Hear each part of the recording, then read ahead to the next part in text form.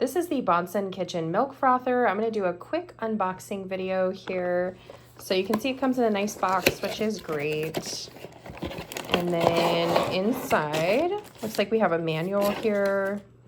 We've got the stand for the frother. And then we have the frother itself.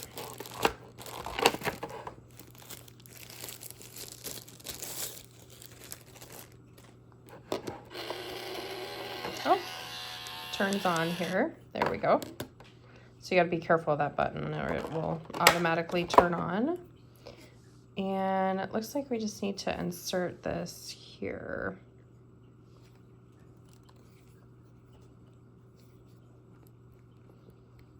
There we go. Looks like it's in.